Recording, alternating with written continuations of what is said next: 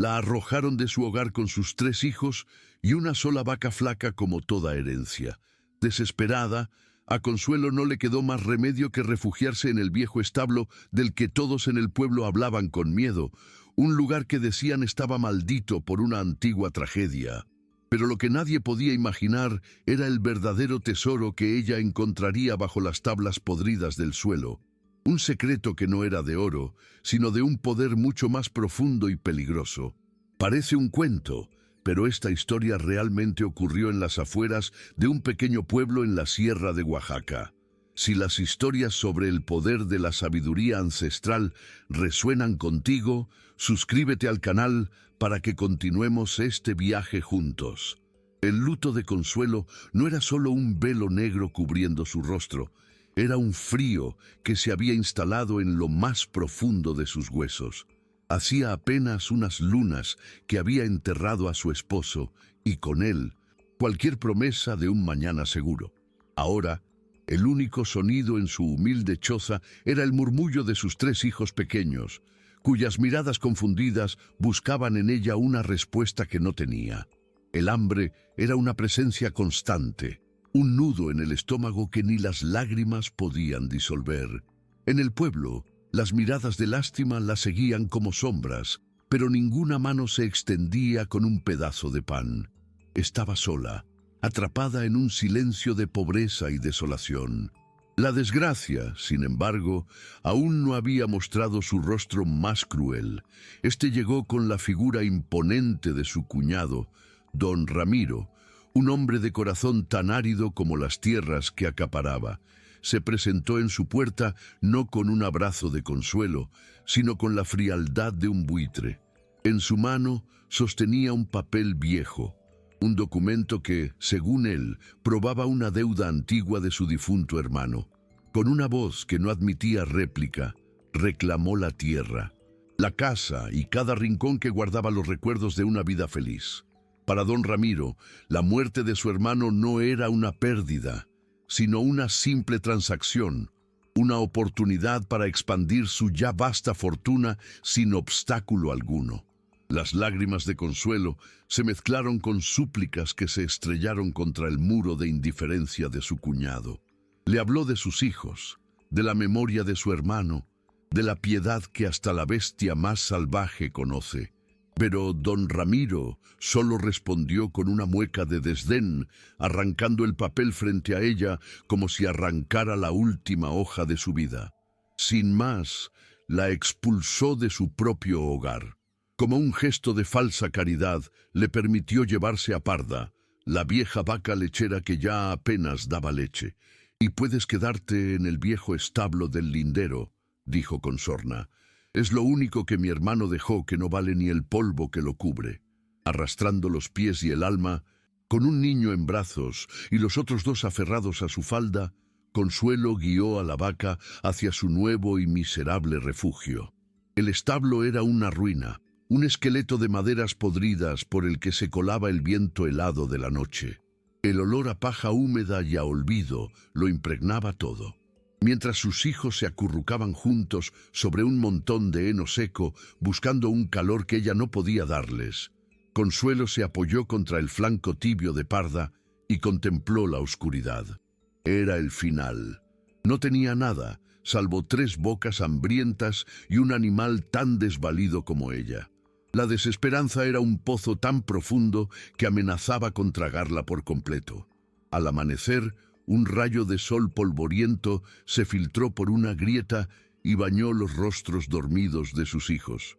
Esa imagen, su frágil inocencia en medio de la ruina, fue la chispa que encendió algo en el alma helada de Consuelo.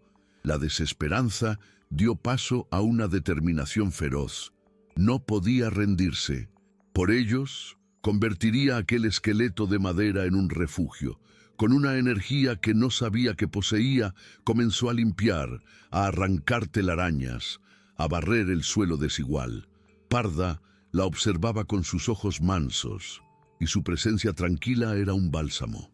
Mientras intentaba nivelar un área para que los niños no durmieran sobre la tierra húmeda, notó que una de las viejas tablas del suelo se movía bajo sus pies de una forma extraña, hueca. Intrigada, se arrodilló y empujó la tabla. Crujió en protesta, pero cedió, revelando un pequeño hueco oscuro debajo. El corazón le latía con una mezcla de miedo y una incipiente esperanza que apenas se atrevía a sentir. Con manos temblorosas, metió el brazo en la oquedad y sus dedos rozaron la superficie fría y lisa de una pequeña caja de madera, pesada y firmemente cerrada. No era grande, pero se sentía densa, cargada con el peso de un secreto. La sacó con cuidado, limpiando con el delantal el polvo y la tierra acumulados durante años. Era una caja sencilla, sin adornos, pero en su interior presentía que no se encontraba el olvido, sino la respuesta a sus plegarias. La caja no tenía cerrojo visible, pero estaba sellada por el tiempo y la humedad. Consuelo la sacudió suavemente. Un sonido sordo y pesado respondió desde el interior. La esperanza, frágil y temible, le oprimió el pecho. Con la urgencia de quien encuentra un pozo en el desierto, buscó algo con que hacer palanca. Sus dedos encontraron un viejo clavo de herrar, grueso y oxidado, abandonado en un rincón. Usándolo con una fuerza que nacía de la desesperación, lo encajó en la junta de la tapa.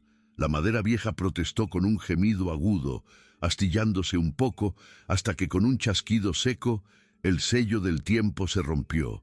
Por un instante, Consuelo contuvo el aliento, con la mano suspendida sobre la tapa, temerosa de que al abrirla el sueño se desvaneciera como el polvo.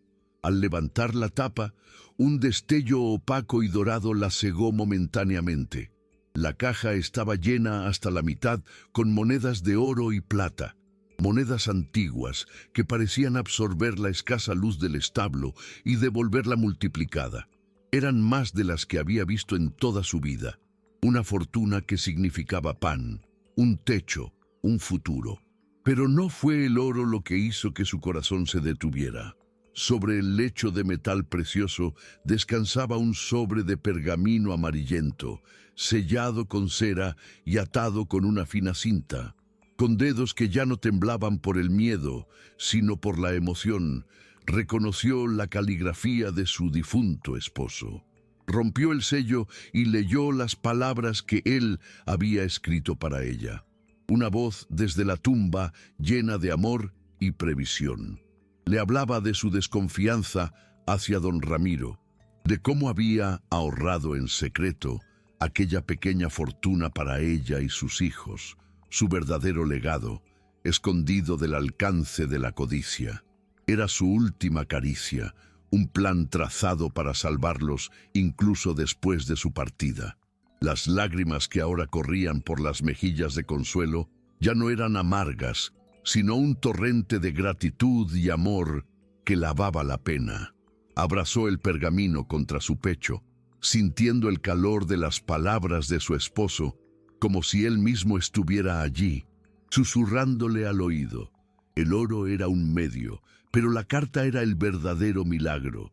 Era la prueba de que no estaba sola, de que el amor que habían compartido era más fuerte que la muerte y la codicia. Una nueva lucidez se apoderó de ella. La ira hacia don Ramiro se transformó en una fría cautela. Su esposo le había dado no solo una fortuna, sino una advertencia. Este tesoro era un secreto que debía guardar con su vida, un arma que solo podría usar con inteligencia y paciencia. Con un cuidado infinito, volvió a colocar el sobre en la caja y la enterró de nuevo bajo la tabla suelta, cubriéndola con paja y tierra, hasta que el escondite fue de nuevo invisible.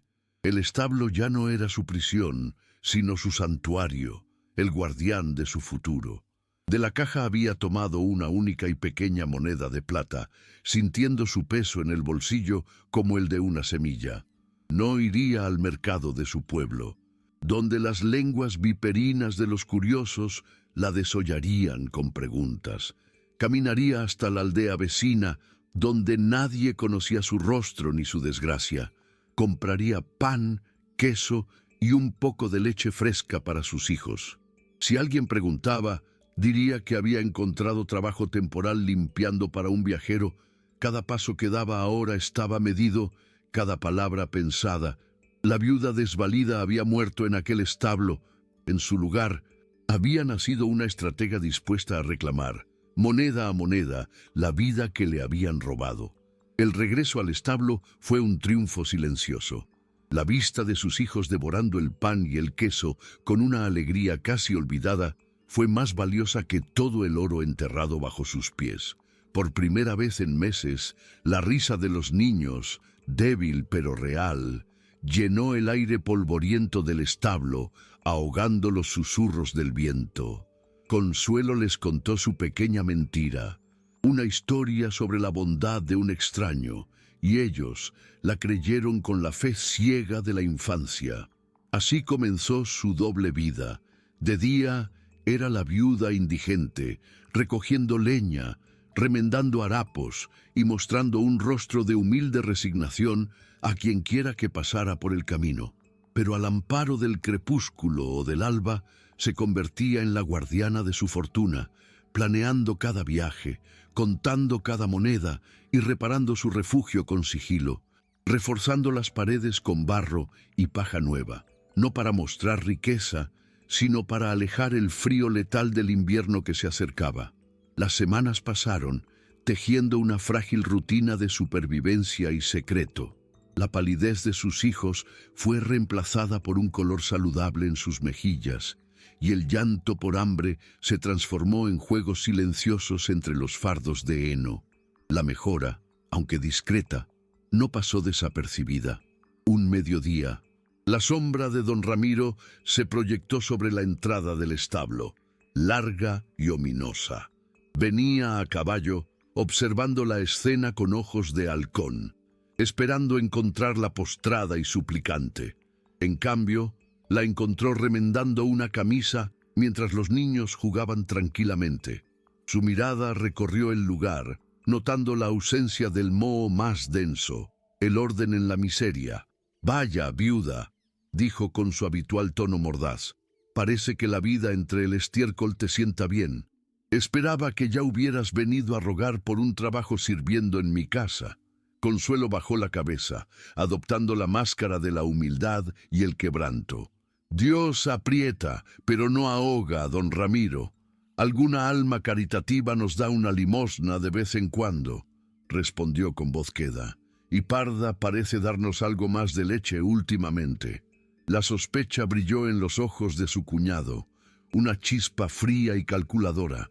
No dijo nada más, pero mientras se alejaba, Consuelo sintió su mirada clavada en la espalda y supo que el juego acababa de comenzar. Su supervivencia era una ofensa para su codicia, y él no descansaría hasta descubrir el porqué. La visita de don Ramiro fue como una piedra arrojada en un estanque quieto. Las ondas de su malicia se extendieron rápidamente. En el pueblo, las puertas que antes se entreabrían con una hogaza de pan duro, ahora permanecían cerradas a cal y canto. Las mujeres que cruzaban miradas de compasión con ella en el mercado, ahora desviaban la vista, como si la pobreza de Consuelo fuera una enfermedad contagiosa. Comprendió que su cuñado no necesitaba espías. Había envenenado el pozo de la comunidad, convirtiendo el miedo en su vigilante más eficaz.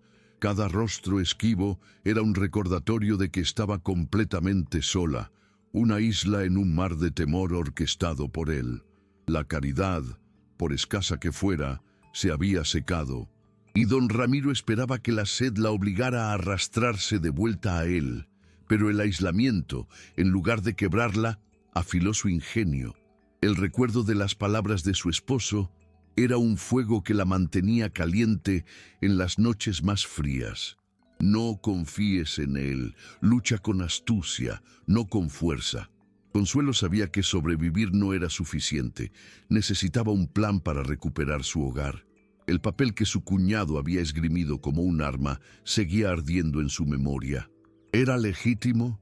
En su siguiente viaje a la aldea vecina, no solo compró víveres, con el corazón en un puño, buscó al viejo escribano del pueblo. un hombre de gafas gruesas y fama de discreto. Fingiendo necesitar ayuda para descifrar una herencia menor, le preguntó vagamente sobre deudas y títulos de propiedad. No buscaba respuestas inmediatas, sino conocimiento, las armas que necesitaría para la guerra que se avecinaba. Cada término legal que aprendía, cada procedimiento que el viejo le explicaba sin saberlo, era una piedra más para construir su fortaleza. El invierno se anunciaba en el filo del viento, y con él la urgencia. Consuelo comprendió que el conocimiento por sí solo no era un arma. Necesitaba munición, y la única munición que importaba era aquel papel, la supuesta prueba de la deuda. Cada noche, junto a sus hijos dormidos, repasaba las palabras del escribano, construyendo un mapa en su mente. Para llegar al tesoro de la verdad, debía entrar en la guarida del dragón. La idea era tan aterradora como brillante. Le daría a don Ramiro exactamente lo que él deseaba. Se presentaría ante él rota y sumisa para suplicar el trabajo que él le había ofrecido con sorna. Sería su sirvienta, su sombra, una sombra que observaría cada llave, cada cajón cerrado, esperando el momento preciso para desenmascarar la mentira que la había arrojado a la miseria. Al día siguiente, con el alba helada pintando el cielo, se presentó en la puerta de la hacienda. La casa se erguía imponente, un monstruo de piedra y teja que se burlaba de su establo en ruinas. Cuando don Ramiro la vio, una sonrisa torcida se dibujó en su rostro. Era la expresión de un cazador que ve a su presa caer finalmente en la trampa. Consuelo no levantó la vista del suelo. Con una voz quebrada por una humildad ensayada, le rogó por un puesto, por la más ínfima de las tareas, para limpiar los suelos que él pisaba a cambio de las sobras de su mesa. Él disfrutó cada segundo de su humillación, paseándose frente a ella mientras le recordaba su magnanimidad. «Está bien, viuda», concedió finalmente, con el tono de un rey perdonando la vida a un gusano. «Puedes empezar mañana, limpiarás los establos y la cocina, y te pagaré lo justo para que no te mueras de hambre». Consuelo le agradeció con una reverencia que ocultaba la llamarada de odio y determinación en su interior.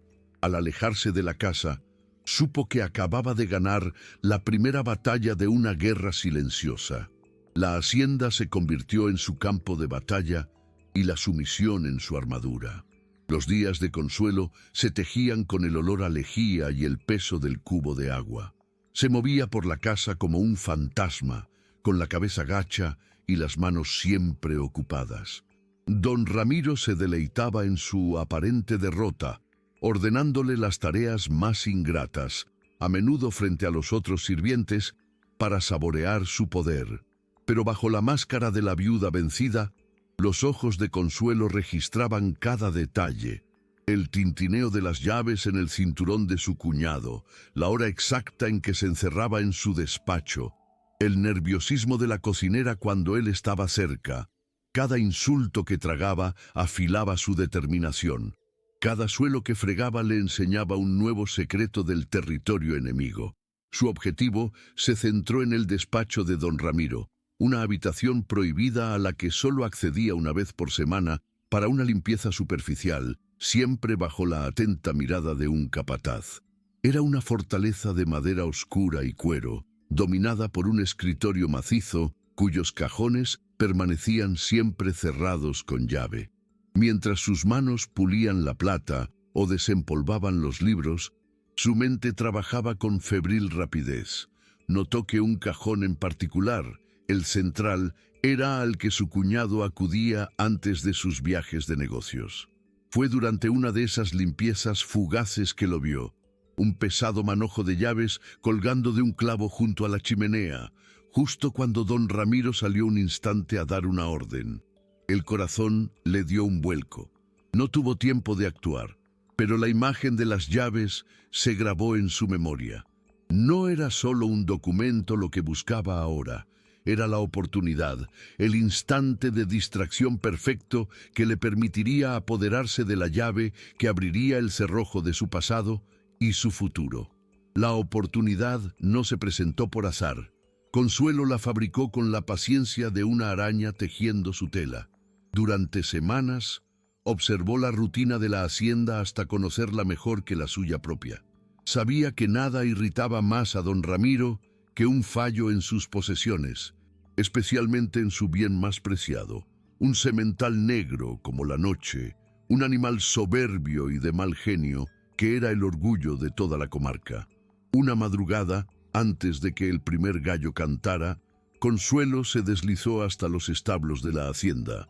Con el corazón martilleándole en el pecho, no desató al animal, un acto demasiado obvio, sino que aflojó sutilmente el pestillo de su cuadra, dejándolo apenas sujeto. Sabía que el temperamento del caballo haría el resto. Y así fue. Al amanecer, un estruendo de madera astillada y relinchos furiosos sacudió la hacienda. El semental había reventado la puerta y ahora galopaba libre y salvaje por el patio, sembrando el pánico. Don Ramiro salió de la casa gritando órdenes, su rostro congestionado por la ira. Todos, desde el capataz hasta el último mozo, corrieron para intentar acorralar a la bestia. Era el caos que ella había estado esperando. En medio de la confusión, mientras todos los ojos seguían la peligrosa danza del caballo, nadie reparó en la figura insignificante de la viuda que, en lugar de huir, se escurría de vuelta a la casa silenciosa. La mansión, usualmente un hervidero de actividad, estaba desierta. Entró en el despacho prohibido, que por la prisa de su dueño había quedado sin cerrar. Sus manos no temblaron al coger el pesado manojo de llaves del clavo. No había tiempo para la duda. Se arrodilló ante el escritorio y probó una llave, luego otra, sintiendo el sudor frío en su nuca. El tercer intento fue el correcto. El cerrojo del cajón central cedió con un chasquido sordo que resonó como un trueno en el silencio. Dentro, entre legajos y cuentas, estaba el papel. Lo reconoció al instante. Era el supuesto pagaré, con una firma torpemente falsificada que intentaba imitar la de su esposo. Lo tomó, lo dobló y lo escondió en el interior de su blusa, contra su piel. Lo reemplazó por un papel sin importancia de tamaño similar, cerró el cajón con llave, colgó el manojo en su sitio y salió del despacho, volviendo a ser una sombra. Cuando se unió de nuevo al tumulto del patio, con el rostro compungido y el corazón latiendo con un ritmo de guerra, nadie sospechó que la humilde sirvienta acababa de robar la única arma de su enemigo.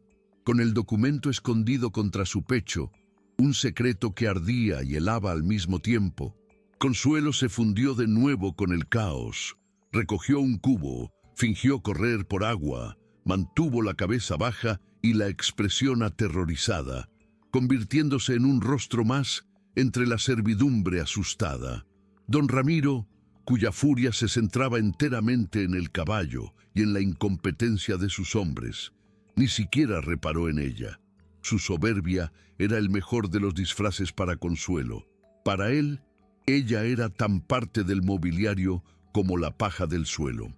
Esperó a que la tarde decayera y la bestia fuera finalmente sometida. Entonces, con la misma voz sumisa con la que había rogado por el trabajo, le pidió permiso para retirarse, alegando el temor de sus hijos. Don Ramiro la despidió con un gesto displicente, su mente ya ocupada en los castigos que impondría. Cada paso que la alejaba de la hacienda no era una huida, sino una marcha triunfal. El peso del papel falso en su blusa era el peso de su casa, de su tierra, de la vida que le habían arrancado. Esa noche, a la luz temblorosa de una vela de sebo, con sus hijos durmiendo plácidamente a su lado, Consuelo desdobló el papel sobre la tabla suelta que ocultaba su tesoro. La firma de su esposo, tan familiar para ella, era una burda imitación, un garabato arrogante que gritaba la mentira. La ira que sintió no fue caliente y destructora, sino fría y afilada como el acero. Sabía que no podía simplemente presentar aquello ante el alguacil del pueblo. En su propia comarca, la justicia tenía el rostro y el bolsillo de don Ramiro. Necesitaba un juez imparcial, un poder superior al que la influencia de su cuñado no pudiera alcanzar. La memoria de sus viajes con su esposo le trajo la imagen de la capital a 2 días de camino. Allí había tribunales, hombres de leyes que no debían lealtad a un terrateniente de provincia. Su plan tomó forma con una claridad cristalina. Usaría unas pocas monedas más para el viaje. Dejaría a sus hijos al cuidado temporal de una viuda anciana en la aldea vecina, una mujer a la que había ayudado con pequeñas compras y que no tenía vínculos con don Ramiro. Ya no se trataba de sobrevivir al invierno, se trataba de reclamar la primavera. La partida se hizo al amparo de la noche, bajo una luna tan fina como una uña de plata. Consuelo despertó a sus hijos con suavidad, susurrándoles que iban a un lugar seguro por un corto tiempo. El viaje a la aldea vecina fue un peregrinaje silencioso, con el corazón encogido a cada paso. La anciana viuda, Elvira, una mujer de rostro surcado por la vida pero de ojos bondadosos, la recibió en su pequeña cabaña. Consuelo le entregó 2 monedas de plata, una suma que hizo que los ojos de la anciana se abrieran de par en par, junto con una historia cuidadosamente tejida sobre un trabajo repentino y bien pagado en la ciudad. Elvira, que conocía la dureza del mundo, no hizo preguntas, solo asintió y abrazó a los niños, prometiendo cuidarlos como si fueran suyos. Dejarlos allí fue el acto más difícil de su vida. Un desgarro en el alma que solo soportó aferrándose a la imagen de un futuro en el que nunca más tendría que separarse de ellos. Se alejó sin mirar atrás, una sombra solitaria en el camino del amanecer, con el destino de su familia doblado en un papel oculto junto a su corazón. Los 2 días de camino fueron una prueba de resistencia física y mental. El sol la castigó, el frío de la noche la mordió, y el hambre fue un compañero constante, pero cada dolor físico era un recordatorio de lo que estaba en juego. La capital la recibió como un golpe, un torbellino de ruido, gente y edificios que parecían arañar el cielo. Carruajes lujosos pasaban a su lado, salpicando de lodo sus ropas humildes, y las miradas indiferentes de la multitud la hacían sentir más sola que nunca. Pero en esa anonimidad encontró su fuerza. Aquí no era la viuda de nadie, no era la súbdita de don Ramiro. Era una ciudadana buscando justicia. Con determinación preguntó por el Tribunal de Justicia. Le indicaron un edificio de piedra gris, severo e imponente, cuyas puertas de roble macizo parecían hechas para mantener fuera a gente como ella. Por un instante, el miedo amenazó con paralizarla. Luego, recordó el rostro de su cuñado, su sonrisa cruel y el toque de las manos pequeñas de sus hijos. Con el aliento contenido y la columna vertebral recta, Consuelo subió los escalones de mármol, lista para enfrentarse a un poder mucho mayor que el de un simple terrateniente. El interior del tribunal era un laberinto de mármol frío y ecos distantes. Hombres con rostros severos y pelucas empolvadas se movían con prisa por los pasillos, ignorando por completo a la mujer de ropas gastadas que se aferraba a la pared como si temiera ser arrastrada por la corriente. Un guardia de bigote imponente le cortó el paso, mirándola de arriba abajo con desdén. «Este no es lugar para mendigos», espetó. Consuelo, sin dejarse intimidar, levantó la barbilla. «No vengo a pedir limosna, sino justicia. Vengo a denunciar un crimen». La firmeza de su voz, clara y sin un ápice de súplica, sorprendió al guardia lo suficiente como para señalarle con desgana una interminable fila frente a una ventanilla. Tras una espera que se le antojó una vida entera, se encontró frente a un escribano de rostro avinagrado que ni siquiera levantó la vista de sus legajos. Con voz monótona, Él empezó a recitar las razones por las que no podía ser atendida, hasta que Consuelo puso el papel sobre su escritorio. «Esto es una falsificación», dijo con una calma helada, «y con ella me han robado mi hogar y el futuro de mis hijos».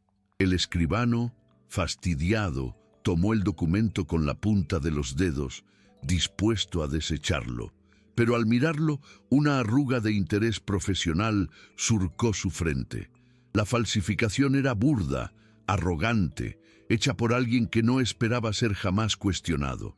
Aquello, más que la historia de la mujer, despertó su curiosidad. Murmurando para sí, se levantó y la guió a través de un pasillo más silencioso hasta una puerta de roble. Tras ella se encontraba el magistrado Ferrer, un hombre mayor, de cabello cano y ojos que parecían haberlo visto todo. Escuchó el relato de Consuelo sin interrupción, con una atención que la desarmó. Le hizo preguntas directas y penetrantes, no sobre su dolor, sino sobre los hechos. Al final, tomó el papel y lo examinó a través de una lente. Su rostro no mostró expresión alguna cuando finalmente habló. «El nombre de Ramiro de las Tierras Altas no es desconocido en este tribunal», dijo con voz grave. «Su codicia ha dejado una estela de susurros que por fin encuentra una voz». Llamó a un asistente y dictó una orden con una celeridad que hizo temblar el aire. «Se emitirá una citación.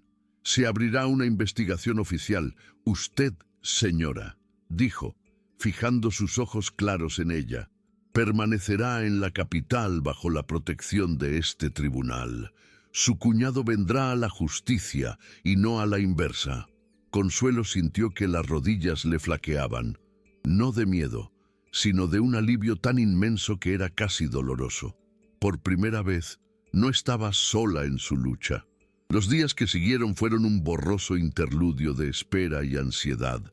Alojada en una modesta pero limpia posada por orden del tribunal, Consuelo vivió por primera vez en mucho tiempo sin el miedo inmediato al hambre o al frío. Sin embargo, la seguridad de las cuatro paredes no lograba acallar el tumulto de su corazón.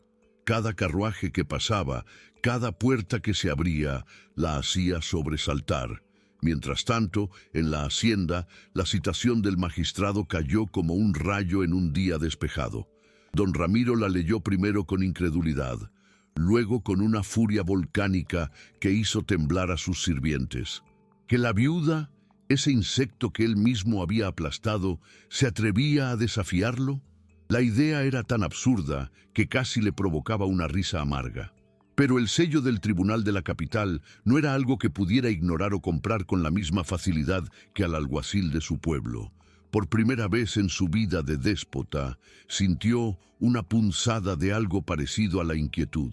La presa no solo había escapado de la trampa, sino que le había tendido una propia. El viaje a la capital fue una procesión de furia contenida. Don Ramiro no se presentó como un acusado, sino como un hombre ofendido en su honor, flanqueado por un abogado de pueblo cuya única habilidad era la lisonja. Entró en la austera sala de audiencias con la cabeza alta, esperando encontrar a una Consuelo temblorosa y fácil de desacreditar. Pero la mujer que estaba de pie junto a un escribano, con la espalda recta y la mirada serena, no era la misma a la que había humillado. Cuando sus miradas se cruzaron, él intentó fulminarla con todo el peso de su poder, pero ella no se inmutó.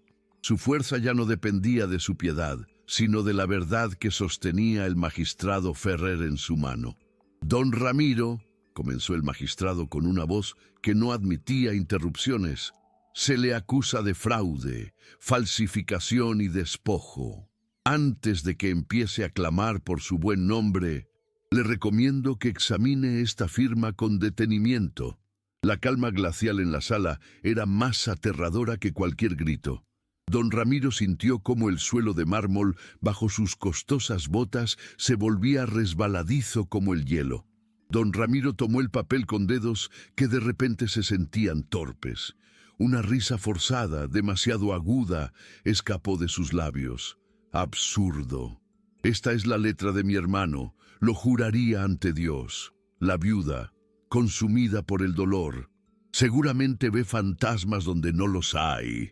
Intentó devolverle la mirada al magistrado, pero sus ojos se desviaron hacia Consuelo, buscando en ella la vieja sumisión, el miedo que siempre le había servido de arma. No encontró nada de eso. El magistrado Ferrer no se inmutó. Con una calma exasperante hizo una seña a un asistente, quien depositó sobre la mesa otros 3 documentos: el acta de matrimonio de Consuelo y su esposo, un viejo contrato de venta de ganado y una carta personal. Aquí tenemos la firma auténtica de su difunto hermano, don Ramiro. Compare usted mismo. Al poner el pagaré falso junto a los documentos reales, la mentira se hizo visible y grosera. La firma genuina era fluida y humilde, la falsificación angulosa y pretenciosa. La diferencia era un grito silencioso que llenó la sala. El color abandonó el rostro de don Ramiro, siendo reemplazado por una palidez cerosa. El sudor perlaba su frente.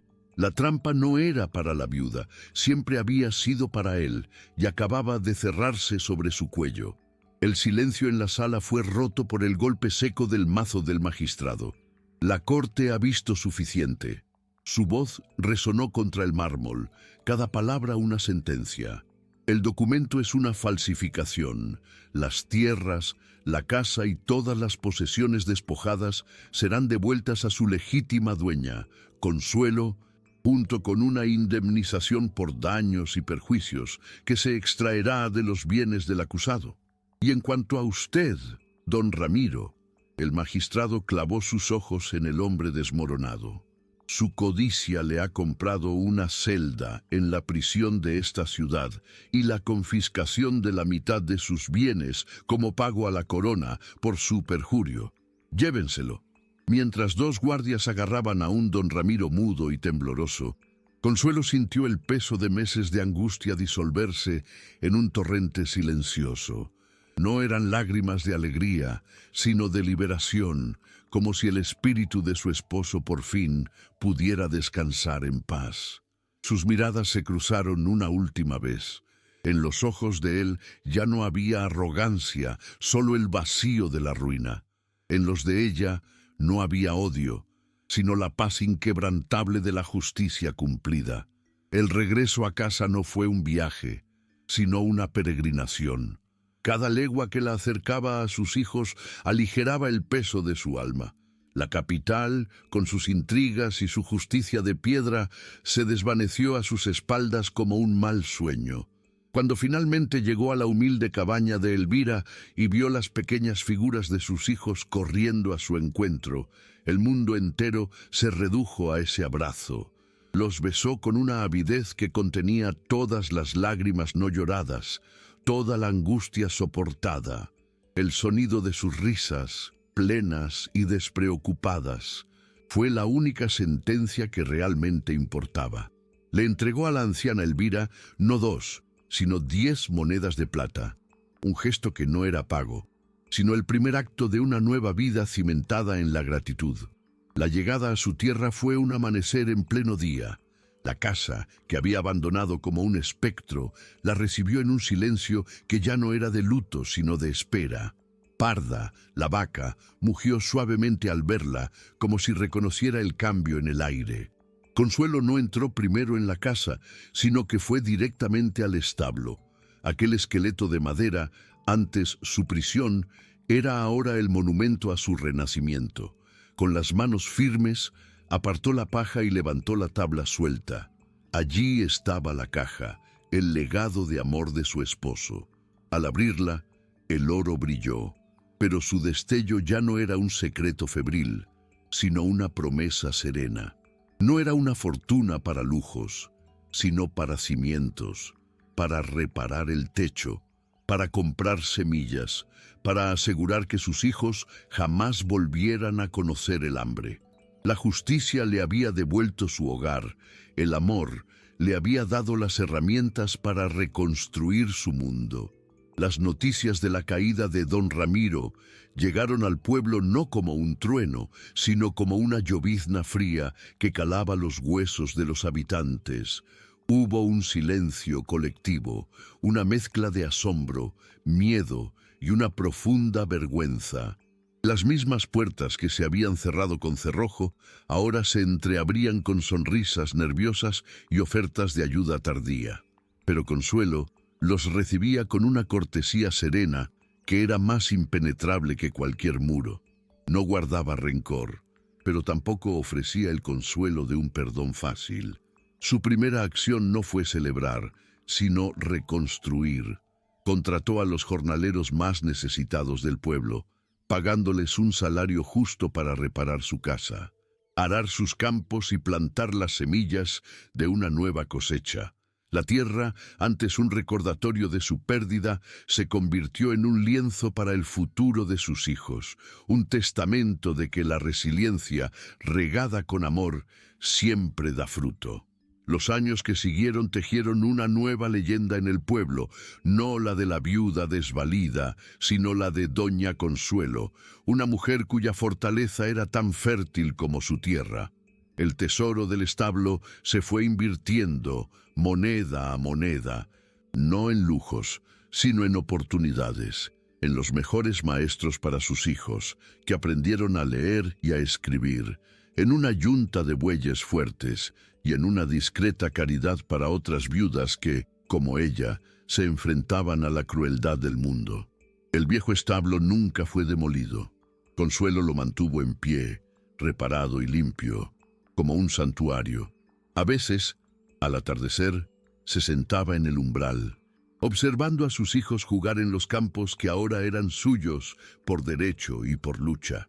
Allí, en el silencio, recordaba que el verdadero tesoro nunca habían sido las monedas, sino la carta que las acompañaba, la prueba de un amor que le había dado no solo los medios para sobrevivir, sino la razón para luchar y la sabiduría para prevalecer. Con el paso de las estaciones, la granja de Consuelo se transformó. Lo que había sido un páramo de abandono floreció bajo sus manos, convirtiéndose en el granero más próspero de la comarca. Su riqueza, sin embargo, no se medía en fanegas de trigo, sino en la dignidad que restauraba. A quien antes le había negado una miga, ahora le ofrecía trabajo justo en la cosecha. No había en ella arrogancia ni reproche, solo la serena convicción de que la comunidad, al igual que la tierra, debía cultivarse con paciencia y generosidad. Parda, la vieja vaca, envejeció bajo la sombra de un roble, libre en los pastos, un símbolo viviente del humilde comienzo que nunca permitieron olvidar. La sombra de don Ramiro se desvaneció de la memoria del pueblo, no por el tiempo, sino porque la luz que irradiaba la fortaleza de Consuelo era demasiado intensa para que la oscuridad persistiera. Una tarde, cuando sus hijos ya no eran niños, sino jóvenes de mirada clara y manos fuertes, Consuelo los llevó al viejo establo. Levantó la tabla del suelo por última vez. Dentro, la caja de madera esperaba. No les mostró el oro que quedaba, sino que sacó el pergamino amarillento de su esposo. Con la voz firme, les contó la historia completa, la desesperación, el hallazgo, el miedo y la lucha silenciosa. Les leyó las palabras de su padre, y en ese momento sus hijos no heredaron una fortuna, sino un legado. Comprendieron que los cimientos de su hogar no estaban hechos de piedra ni de oro, sino del coraje de su madre y del amor previsor de un padre que los había salvado desde más allá de la muerte. Y en el silencio del establo, bajo el mismo techo que una vez fue refugio de la miseria, la familia se unió, no por la riqueza que poseían, sino por la historia que los definía. Los jóvenes no respondieron con palabras, pues ninguna era suficiente. En sus ojos, Consuelo vio reflejada no la sorpresa ante la fortuna, sino el peso y el orgullo de su historia.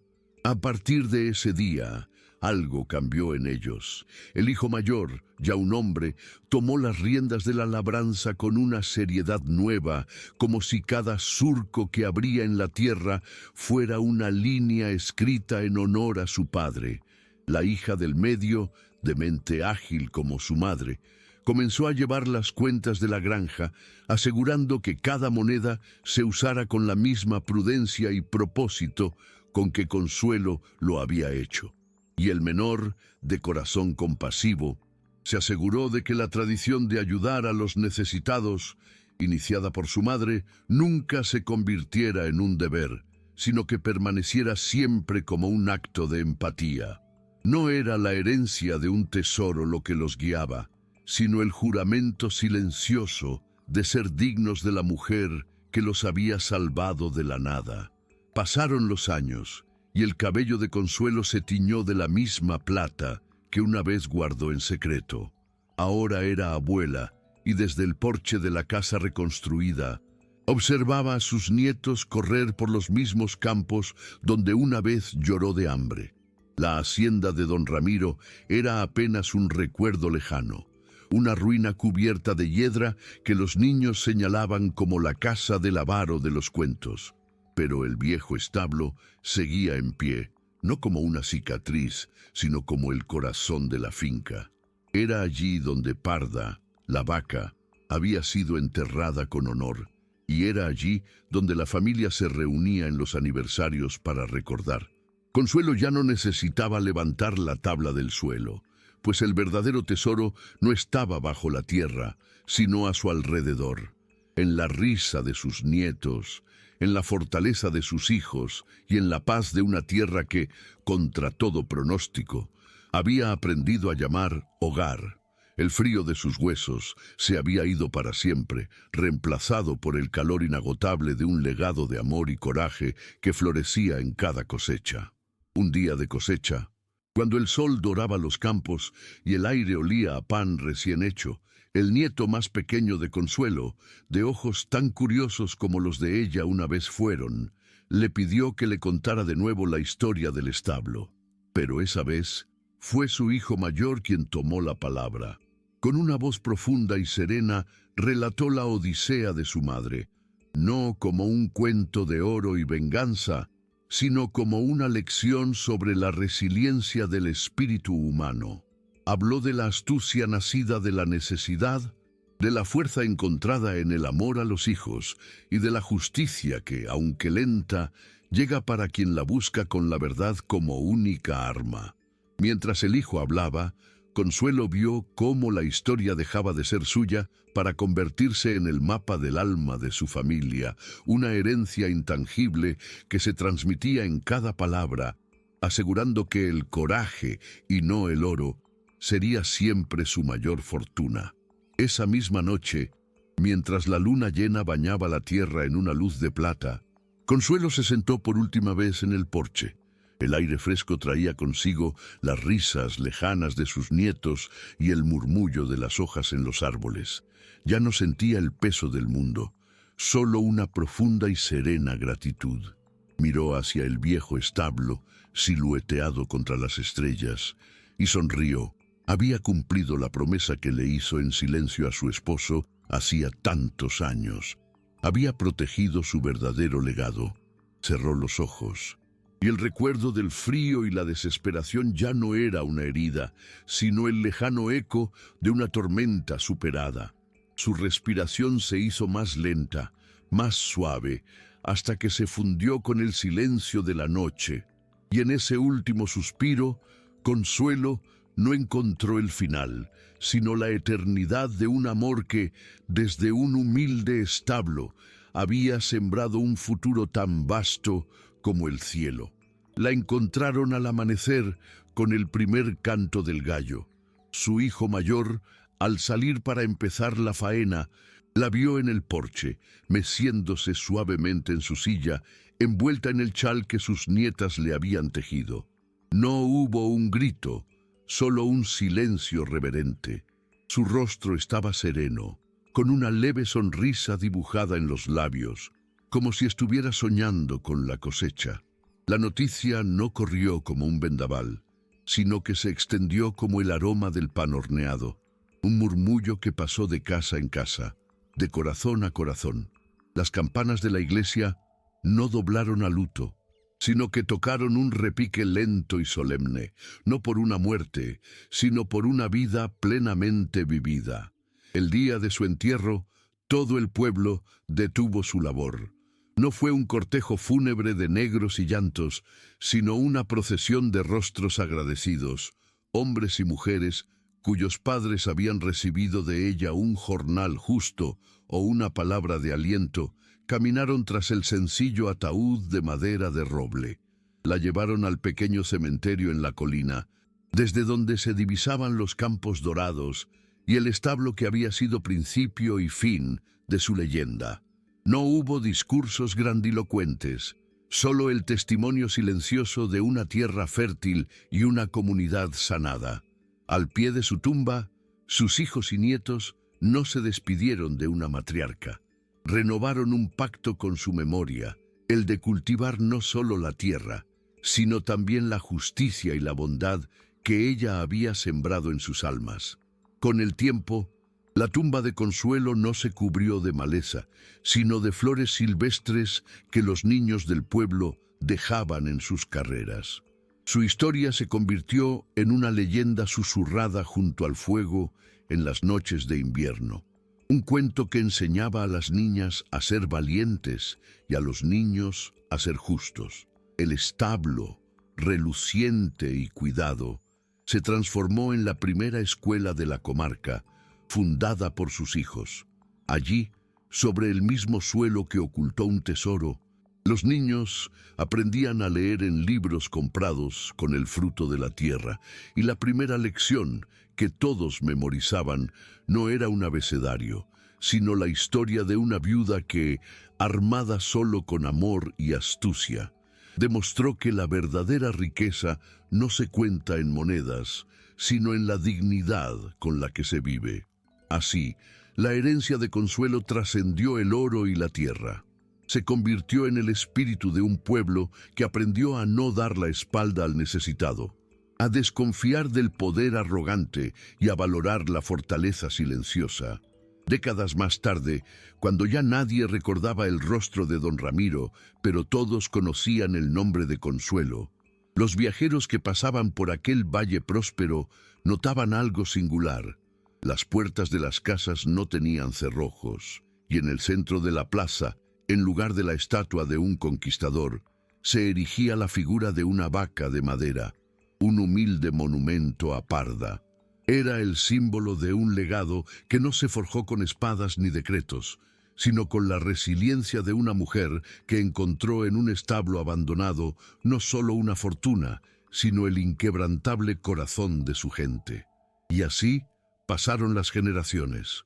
Un día, un viajero de mundo, un cartógrafo que había visto reinos ascender y caer, llegó al valle atraído por los rumores de su inusual prosperidad y paz. Lo que encontró no fue una opulencia de mármol y oro, sino una riqueza más profunda, tejida en los campos bien labrados y en los rostros serenos de la gente. En el centro de la plaza, donde esperaba ver la efigie de un rey o un santo, se topó con la inexplicable estatua de la vaca de madera. Intrigado, se acercó a un anciano que tomaba el sol en un banco, un hombre cuya piel curtida era un mapa de las estaciones pasadas. ¿Por qué honran a una vaca?, preguntó el viajero. Otros pueblos construyen monumentos a sus guerreros. El anciano sonrió, una sonrisa que parecía contener toda la historia del valle. Porque nuestros más grandes guerreros no empuñaron espadas, respondió con voz tranquila. Nuestra fundadora luchó con ingenio, con paciencia y con un corazón que se negó a quebrarse. Esa vaca que ve no es solo un animal, es el recuerdo de que en el momento más oscuro, cuando solo tienes un humilde compañero y un refugio en ruinas, yace el comienzo de todo. Aquí no le contamos a nuestros hijos la historia de una mujer que encontró oro, sino la de una madre que, al ser abandonada con nada, nos enseñó a construirlo todo. Esa es la única herencia que importa, y la única que jamás puede sernos arrebatada. El cartógrafo guardó silencio, asimilando las palabras del anciano. Había trazado las fronteras de imperios nacidos de la espada y protegidos por murallas. Reinos cuya riqueza se medía en el oro que sus arcas guardaban en la oscuridad. Y sin embargo, muchos de ellos eran ya polvo y memoria. Aquí, en este valle, la prosperidad no se encerraba bajo llave. Fluía en el agua clara de los arroyos, en el grano que se compartía en la molienda y en la ausencia de miedo en la mirada de los niños. Comprendió entonces que los mapas más verdaderos no son los que describen la tierra, sino los que narran el alma de sus gentes. Al partir, el viajero anotó en su diario no solo los contornos de las montañas y el curso del río, sino también la leyenda de la viuda y la vaca. Se dio cuenta de que la caja de madera bajo el suelo del establo contenía un tesoro aún mayor del que Consuelo había imaginado. No era el oro, ni siquiera la carta de su esposo. El verdadero tesoro era la historia misma, una semilla de esperanza que, una vez plantada en un corazón dispuesto a escuchar, podía florecer en cualquier rincón del mundo. Y mientras se alejaba, el eco de la leyenda del valle se convirtió en parte de su propio equipaje, un tesoro intangible que, a diferencia del oro, se hacía más grande y valioso cada vez que se compartía. El cartógrafo cumplió un juramento silencioso.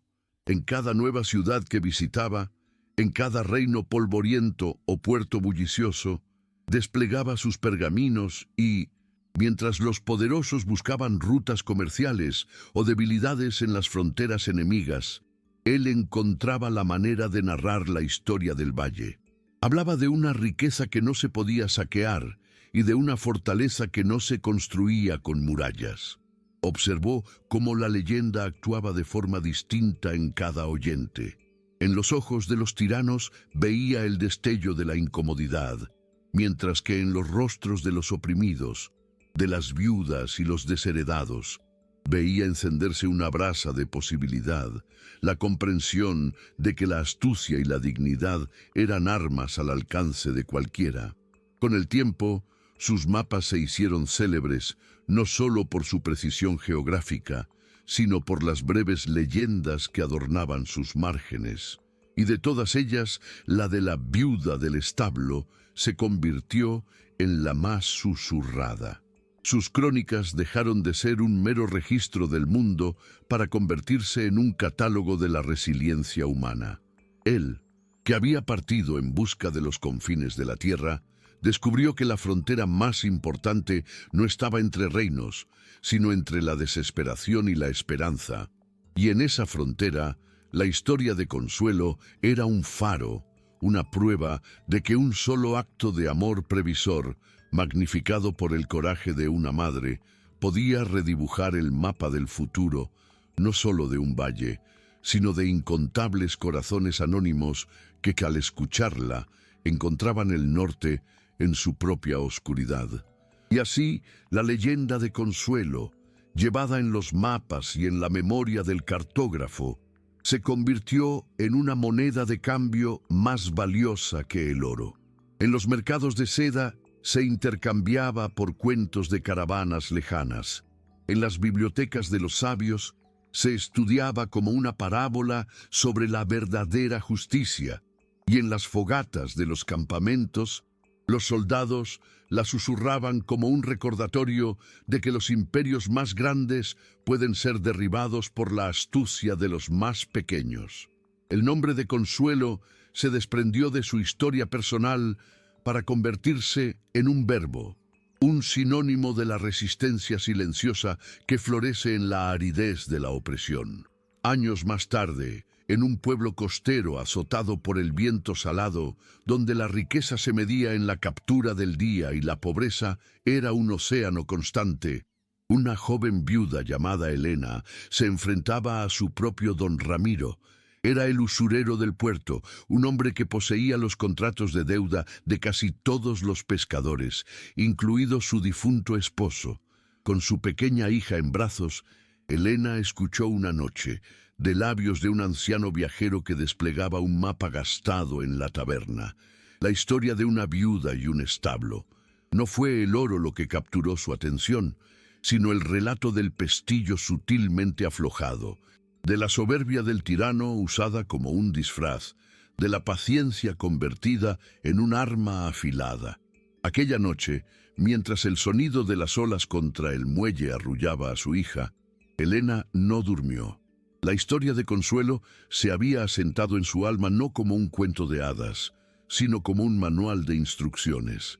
Las lágrimas de Elena se secaron, pero no por resignación, sino por una lucidez helada que apagó el fuego de su desesperación.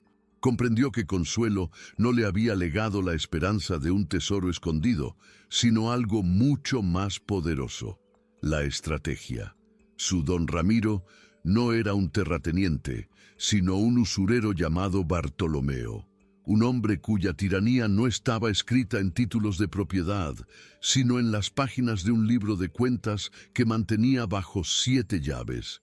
Ya no era la viuda desvalida que suplicaba clemencia en el muelle. A partir de ese momento, se convertiría en una sombra en su propio pueblo, una marea silenciosa que estudiaría las corrientes de la rutina de Bartolomeo hasta encontrar la grieta por la que pudiera hundir su barco de codicia. Con la discreción de la niebla marina, Elena comenzó a tejer su red de observación. Mientras remendaba las redes de otros pescadores a cambio de algo de pescado para su hija, sus ojos y oídos estaban siempre alerta. Aprendió que Bartolomeo, un hombre de hábitos tan fijos como las mareas, revisaba su libro maestro cada atardecer en su oficina del puerto, justo antes de que el último barco regresara. Ese libro era su semental negro, su orgullo y la fuente de su poder. En él no solo anotaba las deudas, sino que las inflaba con intereses fraudulentos que mantenían a todo el pueblo ahogándose a perpetuidad. Fue durante una de esas tardes de vigilancia, mientras fingía recoger conchas con su hija cerca de los almacenes, que notó su debilidad. Una vez a la semana, el viejo farero, un hombre casi sordo y con la vista nublada, le llevaba a Bartolomeo una botella del mejor brandy. Durante esos escasos minutos, el usurero abandonaba su puesto para compartir una copa, dejando la oficina al cuidado de nadie, confiado en el miedo que inspiraba. Era una ventana de tiempo tan pequeña como el ojo de una aguja, pero para una mujer que había aprendido a tejer con paciencia, era más que suficiente. La paciencia se convirtió en su anzuelo y el tiempo en su marea. Elena no se precipitó. Durante las siguientes semanas se acercó al viejo farero, Elías. Le ofrecía un tazón de sopa caliente cuando el viento arreciaba o le ayudaba a cargar la pesada garrafa de brandy desde la taberna hasta el muelle. Elías, agradecido por esa inesperada amabilidad, pronto la consideró una nieta más. Así, Elena se convirtió en una presencia familiar e invisible en el muelle durante esa hora sagrada. Nadie se fijaba en la viuda que esperaba a que el anciano terminara su trago para acompañarlo de vuelta a casa. Y en la soledad de su choza, cada noche, practicaba con la fina hoja de un cuchillo para desescamar pescado, aprendiendo a sentir las muescas de viejas cerraduras en cajas de madera que encontraba en la playa. No estaba fabricando una llave, estaba afilando su voluntad hasta convertirla en una. El día elegido llegó con un cielo del color del plomo y un mar extrañamente calmo, como si contuviera la respiración. Elena acompañó a Elías como de costumbre. Cuando el viejo entró en la oficina y el sonido de las risas de Bartolomeo retumbó tras la puerta, ella no dudó. Se deslizó hasta la entrada lateral de la oficina, una puerta vieja que rara vez se usaba. El cuchillo se hundió en el marco gastado y, con un movimiento aprendido en la oscuridad, el pestillo cedió con un chasquido apenas audible. Dentro, el aire era espeso, con olor a tinta rancia y codicia. Sobre el escritorio de caoba, abierto y vulnerable, yacía el libro de cuentas, El corazón oscuro de su tiranía, con manos que no temblaban, lo abrió y buscó el nombre de su esposo. Allí estaba, la deuda original casi saldada, y a su lado, una columna de intereses imposibles, escritos con una tinta ligeramente más fresca. No arrancó la página, eso sería un grito de guerra. En su lugar, tomó una hoja en blanco de un fajo cercano y, con la propia pluma de Bartolomeo, copió las cifras, las fechas y los nombres de una docena de familias. No era una falsificadora, era una transcriptora de la verdad. Un carraspeo al otro lado de la puerta la alertó.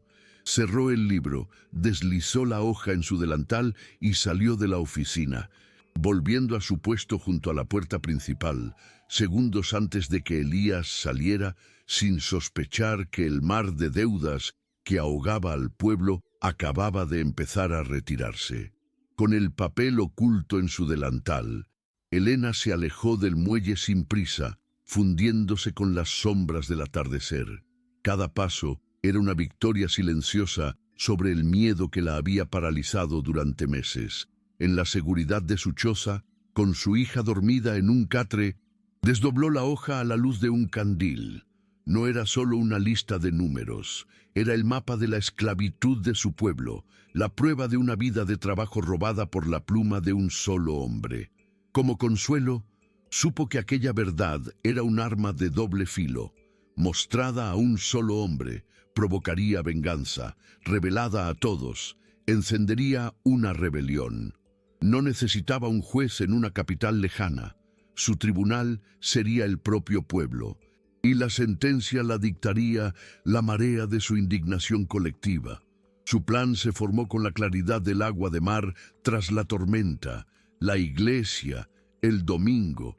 Allí, ante Dios y ante todos, Bartolomeo no podría esconderse tras sus cerrojos ni su poder. El domingo llegó con un sol pálido que se filtraba a través de los vitrales de la pequeña iglesia.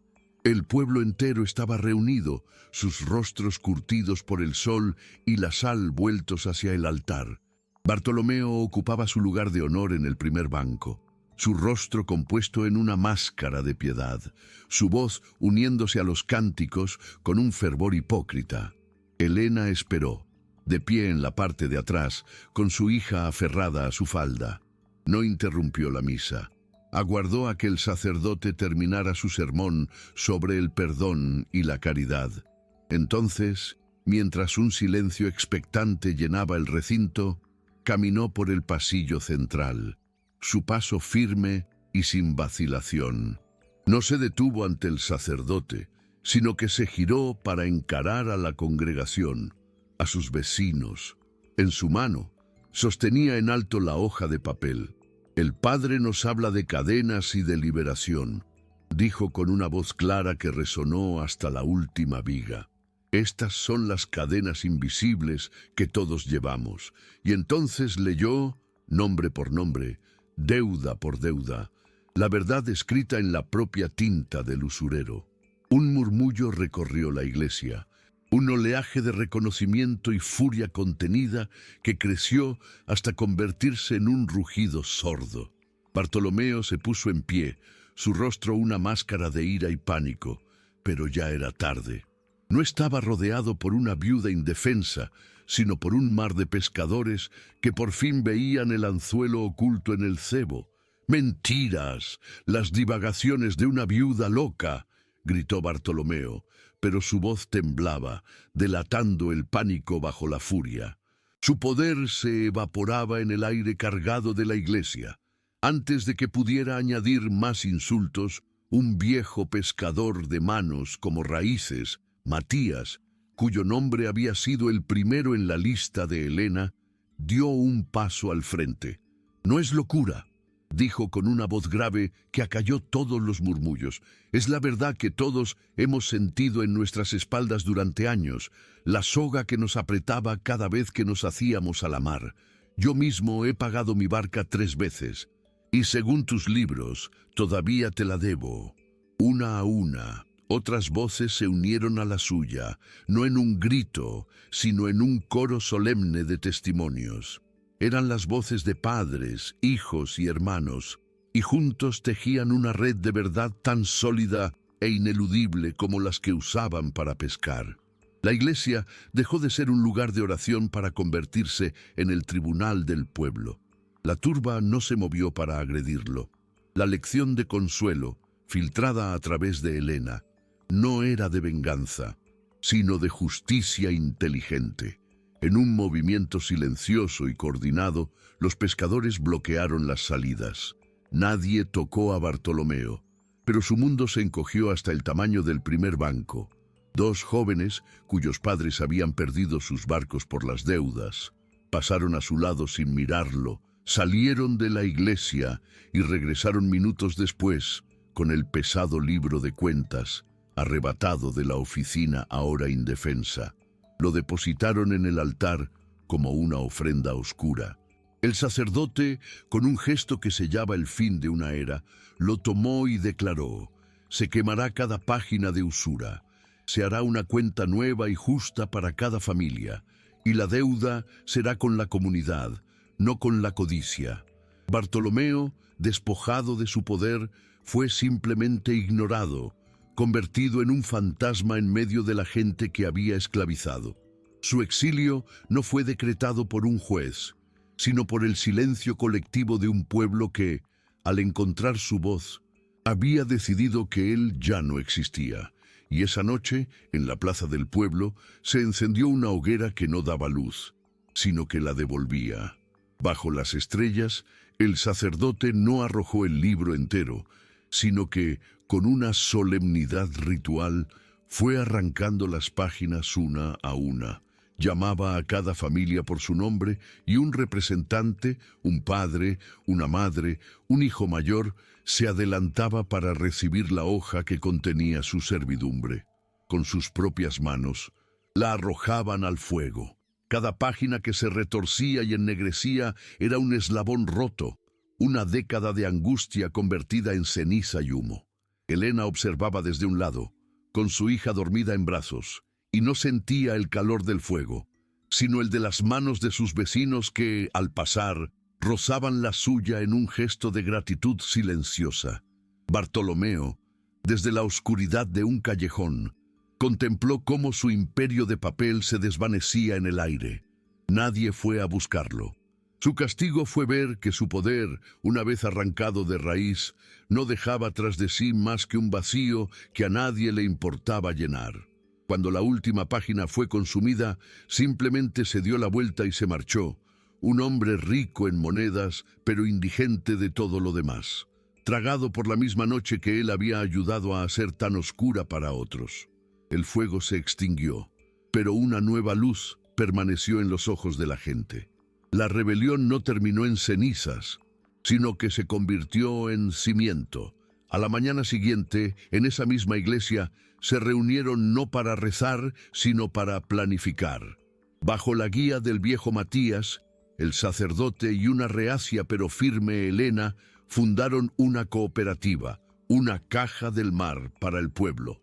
Cada barca aportaría una pequeña parte de su pesca, no como un impuesto, sino como una siembra en aguas comunes. Con ese fondo se repararían las redes, se comprarían medicinas y se ayudaría a las viudas y a los huérfanos. Y le pidieron a Helena, cuya pluma había expuesto la mentira, que llevara el nuevo libro de cuentas. En sus páginas ya no se escribirían las cifras de la usura, sino el registro de la ayuda mutua. Helena aceptó, comprendiendo que la historia de la viuda del establo, que le había llegado como un susurro en el viento, le había enseñado la lección final. El verdadero tesoro no es el que se encuentra y se esconde, sino el que se crea y se comparte, convirtiendo la supervivencia de uno en la prosperidad de todos. Pasaron las estaciones y el pueblo costero se curó de su herida más profunda. La caja del mar no solo los liberó de la pobreza, sino que tejió entre ellos un lazo de confianza que ninguna tormenta podía romper.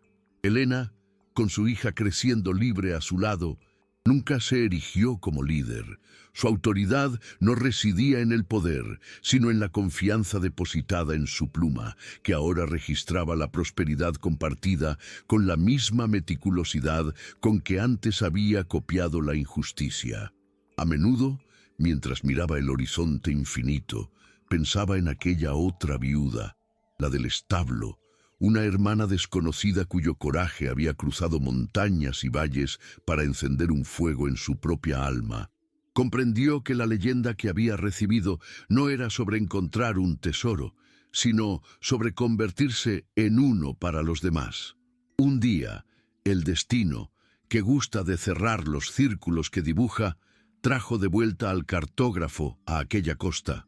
Buscaba refugio de una tormenta y encontró un puerto que apenas reconocía, no por sus edificios, sino por la luz en los rostros de sus gentes.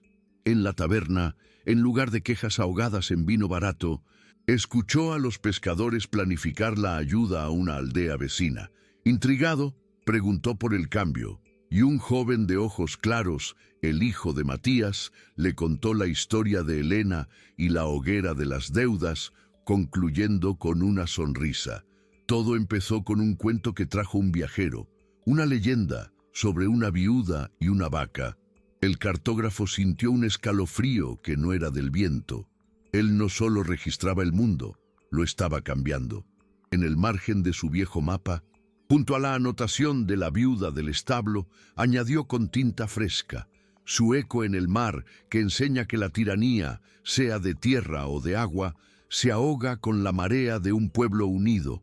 Y al zarpar, no llevaba ya una historia, sino dos eslabones de una cadena de coraje que ahora sabía interminable. La cadena de coraje, ahora con dos eslabones, viajó con el cartógrafo a través de desiertos y montañas hasta llegar a una metrópoli amurallada, una ciudad de piedra y ambición famosa por sus tapices, pero bajo la opulencia de las telas que colgaban en los mercados, sintió una quietud opresiva.